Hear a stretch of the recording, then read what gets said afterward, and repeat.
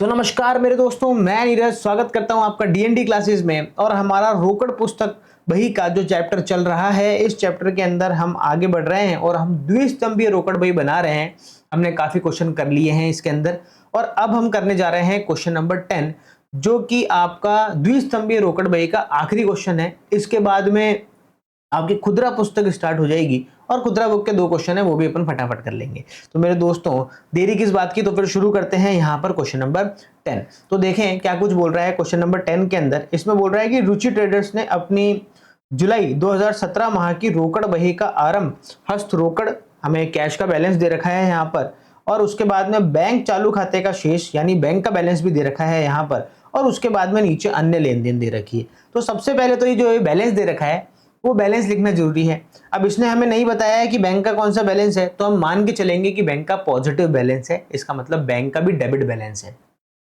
Debit balance दे रखा हो ना मेरे दोस्तों, डेबिट शेष जिसे आप बोलोगे, वो डेबिट साइड में ही लिखेंगे ओपनिंग में, ठीक है ना, प्रारंभिक के अंदर। और अगर आपको बैंक का क्रेडिट दे रखा हो शेष, तो फिर किधर साइड लिखेंगे, क्रेडिट साइड में लिखेंगे, सीधी सी बात है। तो यहाँ पर हम डेट डाल लेते हैं, यहाँ पर 1 जुलाई, और 1 जुलाई के अंदर यहाँ पर हम लिख रहे हैं भैया टू बैलेंस बीडी, और हमें जो बैलेंस दे रखा था कैश का, वो कैश में लिख देंगे, और जो बैंक का दिया वो हम बैंक में लिखेंगे 7560। ठीक है, आगे बढ़ते हैं भैया। 3 तारीख को बोल रहा है नकद विक्रय। जब भी हम विक्रय करेंगे भैया, तो ये हमारी रिसीप्ट साइड है। जैसा कि आपको पता है, जो डेबिट साइड है वो रिसीप्ट साइड है और जो क्रेडिट साइड है वो पेमेंट वाली साइड है। कहीं से भी पैसा प्राप्त होगा तो हमें डेबिट साइड में लिखना पड़ेगा, और कहीं पर भी हम पेमेंट करेंगे, हमारे यहाँ से पैसा जाएगा, तो हमें किस साइड लिखना पड़ेगा, क्रेडिट साइड लिखना पड़ेगा। तो हम क्या कर लेते हैं, फटाफट से यहाँ पर क्या कर लेते हैं, टू सेल्स लिख देते हैं, तारीख डाल देते हैं यहाँ पर 3, और यहाँ पर ये जो नकद बिक्री हुई है, तो नकद वाले कॉलम में लिखेंगे हम 2300 रुपए और बैंक में लगा देंगे डैश। आगे बढ़ते हैं। 5 तारीख को बोल रहा है ये माल का क्रय व चेक द्वारा भुगतान। अब की बार हमने क्या करा है, क्रय करा है, तो पेमेंट करी है, जाहिर सी बात है। तो यहां पर हम क्या लिख देंगे भैया, बाय परचेज, और हमने भुगतान कैसे करा है, चेक द्वारा भुगतान करा है। इसका मतलब पेमेंट कहां से होगा, बैंक से होगा, तो हम बैंक वाले कॉलम में लिख देंगे कितना, 6000 रुपए। आगे बढ़ते हैं। यहाँ पर 8 तारीख को बोल रहा है फिर से यहाँ पर नकद विक्रय हुआ है, तो जब नकद विक्रय होगा तो फिर से हमें प्राप्ति होगी, तो हम यहाँ पर क्या कर देंगे भैया, टू सेल्स कर देंगे, और नकद करा है इसलिए नकद वाले कॉलम में कितना लिख देंगे मेरे दोस्तों, 10,000 रुपए, और बैंक में फिर से लगा देंगे डैश। अब हम आगे बढ़ते हैं। 12 तारीख को व्यापारिक व्ययों का भुगतान 700 रुपए करा। ठीक है भैया, भुगतान वाली साइड में लिख देंगे। यहाँ पर कितनी तारीख है, 12 तारीख है, तो हम यहाँ पर क्या लिख देंगे भैया, बाय व्यापारिक व्यय मतलब ट्रेड एक्सपेंस, इसको हम बोलेंगे ट्रेड एक्सपेंस। और 700 रुपए का भुगतान करा, चेक वगैरह के बारे में बोला नहीं है, तो हम मान लेंगे कैश भुगतान हुआ है और बैंक में लगा देंगे यहाँ पर डैश। इसके बाद में आगे बढ़ते हैं। ये तारीख 12 तारीख वाला हो गया। अब देखते हैं 15 तारीख वाला। 15 तारीख में बोल रहा है कि माल के विक्रय से प्राप्त चेक जिसे उसी दिन बैंक में जमा करा दिया गया। अब की बार हमने सेल करी है और अब की बार हमें क्या मिला है, चेक मिला है, और इसने बोल दिया है कि उसी दिन बैंक में जमा करा दिया। अगर ये नहीं भी बोलता तो हम क्या करते, आगे के पॉइंट देखते और क्या ढूंढने की कोशिश करते कि क्या वो चेक किसी और दिन तो जमा नहीं कराया। अगर आगे के पॉइंट में कहीं पर भी इस चेक का जमा कराने का जिक्र नहीं होता, तो हम मान लेते कि ये चेक हमने क्या करा, उसी दिन जमा करा दिया जिस दिन हमने क्या करी है, माल की बिक्री करी है। पर अब की बार तो इसने खुद ने ही बोल दिया है, अपने ही मुंह से बोल दिया कि भैया हमने सेल करी और उसी दिन बैंक में क्या करा दिया, जमा करा दिया। बहुत ही अच्छी बात है, ऐसा करना बहुत ज्यादा आसान रहता है। हमें क्या करना है, बस यहां पर लिखना है टू सेल्स, और अब की बार कैश के कॉलम में ना लिखकर कहां लिखेंगे, सीधा बैंक के कॉलम में लिखेंगे, क्योंकि हमने चेक कहां जमा करा दिया, बैंक में जमा करा दिया। बात खत्म। आगे बढ़ते हैं। 18 तारीख को यहां पर बोल रहा है कि मोटर कार खरीद कर चेक द्वारा भुगतान करा। अब यहां पर मोटर कार खरीद रहा है, खरीदेगा तो पेमेंट साइड में लिखेंगे भैया, तो by motor car, by motor car, और डेट डाल देते हैं यहाँ पर क्या है, 18 तारीख है, और भुगतान कैसे करा है, चेक से करा है, तो 15,000 रुपए हम कहां लिख देंगे मेरे दोस्तों, बैंक में लिख देंगे। सीधी सी बात है। अब बढ़ते हैं 18 तारीख की तरफ, जिसमें बोल रहा है कि मनीष से चेक प्राप्त कर उसी दिन बैंक में जमा करा दिया। सबसे पहली चीज तो क्या है, ये रिसिप्ट है, तो रिसिप्ट साइड में लिखेंगे। किससे प्राप्त हुआ, मनीष से, तो यहां लिख देंगे मनीष, और डेट डाल देंगे जो भी है, यहाँ पर डेट है हमारी 20 तारीख।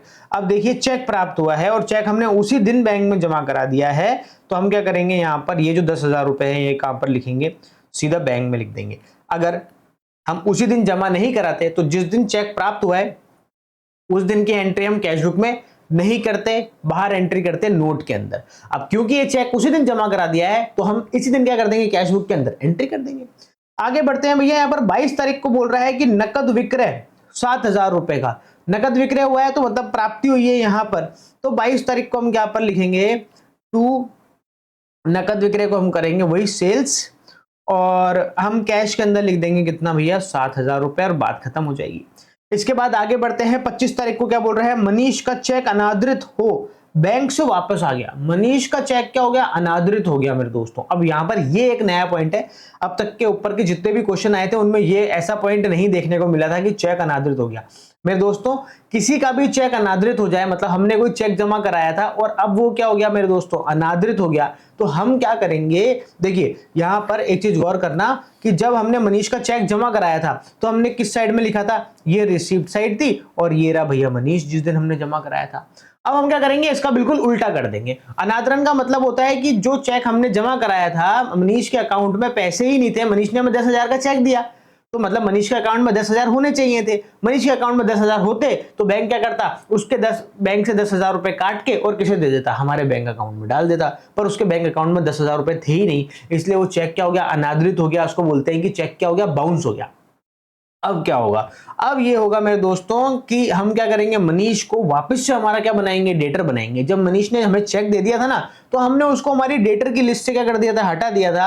अब हम क्या करेंगे, दोबारा से उसको हमारा डेटर बनाएंगे, तो हमें उसे डेबिट करना क्या हो जाएगा, जरूरी हो जाएगा। एक कारण तो ये है। दूसरा, अगर आपको ये लॉजिक समझ नहीं आ रहा है तो आप एक काम करो, उसको सीधा सीधा देखो कि यहां पर क्या लिखा है, जब हमने जमा कराया था जब तो हमने किस साइड में लिखा, टू साइड में लिखा, टू मनीष। अब इसका चेक अनादृत हो गया तो हम इसको क्या कर देंगे, ऑपोजिट साइड में लिख देंगे, और यहां पर हम क्या लिख देंगे, बाय मनीष। और क्या लिख देंगे भैया, डेट क्या है इसकी, 25 तारीख है, और वही 10,000 रुपए हम कहां लिख देंगे मेरे दोस्तों, बैंक में लिख देंगे। सीधी सीधी सी बात है, ठीक है। अगर चेक अनादृत हो जाएगा तो किस साइड में लिखना आएगा, बाय साइड में लिखने का आएगा। आगे बढ़ जाते हैं, यहाँ पर किराए का भुगतान किया 2,000 रुपए का, ठीक है भैया, भुगतान वाली साइड में लिख देंगे। 28 तारीख को यहाँ पर लिख देंगे भैया बाय रेंट, और चेक वगैरह के लिए नहीं बोल रहा है, इसका मतलब मान लेंगे कि 2,000 रुपए का नकद भुगतान करा। आगे बढ़ जाते हैं यहाँ पर 29 तारीख वाले पॉइंट में, जिसमें ये बोल रहा है कि टेलीफोन व्यय का भुगतान चेक द्वारा करा। बहुत अच्छी बात है, टेलीफोन व्यय बाय टेलीफोन बिल, जगह ही नहीं है, लिख देते हैं नीचे, चेक द्वारा भुगतान करा, इसलिए हम 500 रुपए किसमें लिख देंगे भैया, बैंक में लिख देंगे। आगे बढ़ते हैं, और यहां पर ये बोल रहा है 31 तारीख को व्यक्तिगत प्रयोग के लिए रोकड़ का आहरण 2,000 रुपए। व्यक्तिगत प्रयोग मतलब अपने निजी प्रयोग के लिए निकाला, तो तब भी हम कहां लिखेंगे, हमारी ये जो पेमेंट साइड है यहीं लिखेंगे बाय, और ड्राइंग्स लिखेंगे यहाँ पर, ड्राइंग्स। कहां से निकाला, रोकड़ निकाला है तो रोकड़ में, बैंक से निकालता है तो हम बैंक के कॉलम में लिख देते हैं। अब देखो हमने हमारे सारे के सारे पॉइंट यहाँ पर क्या करे, लिख दिए हैं। अब हमें क्या करना है, बस इसका बैलेंस निकालना है, बात खत्म, इसके आगे कुछ करना ही नहीं है, बड़ा ही इजी है। कैश बुक बहुत ही इजी चैप्टर है मेरे हिसाब से, देखा जाए तो एक दो पॉइंट है जिनका ध्यान रखना है, जैसे कॉन्ट्रा एंट्री हो गई, जैसे निजी प्रयोग के लिए निकाला तो क्या करेंगे, और इस तरह का ये चेक बाउंस वगैरह की चीजें आ जाती है। इसके सिवा बड़ा ही सीधा सीधा चल रहा है, एक रिसिप्ट साइड है और एक पेमेंट साइड है, बस इसमें से क्वेश्चन आता है मेरे दोस्तों। और आपके फ्री के मार्क्स हैं, इसमें हर एक पॉइंट के मार्क्स मिलते हैं। ऐसा नहीं है कि अगर आपने कहीं गलती कर दी तो आपके पूरे के पूरे क्वेश्चन के मार्क्स कट जाएंगे, ऐसा नहीं होता है। आप जो जो पॉइंट सही करते जाएंगे उसके आपको मार्क्स मिलते जाएंगे। तो एक ये बहुत अच्छा मार्क्स गेन करने वाला चैप्टर है। तो यहाँ की टोटल आ रही है भैया 20,654 आ रही है टोटल कैश के डेबिट साइड की। हम क्या करेंगे, इधर की टोटल लगाएंगे कैश की क्रेडिट साइड की, तो कितना है 700 रुपए है, उसके बाद में 4,000 रुपए है, तो 4,700 रुपए कम है, सीधी सी बात है। तो बैलेंस निकलेगा, यहाँ पर हम माइनस कर देंगे 20,654, तो यहाँ पर हो जाएगा 15,954। 15,954 क्या निकल रहा है, आपका बैलेंस निकल रहा है। तो अब यहाँ की टोटल भी लिख देंगे हम 20,654, और यहाँ पर हम लिख देंगे बाय बैलेंस CD, यहाँ लिख देंगे भैया बैलेंसिंग फिगर, हमने बैलेंस करके निकाला है, और डेट डाल देंगे भैया 31 तारीख। अब बैंक का भी देख लेते हैं भैया, बैंक का कहीं भी आ सकता है, इसलिए थोड़ा सा गौर करके देखना पड़ता है।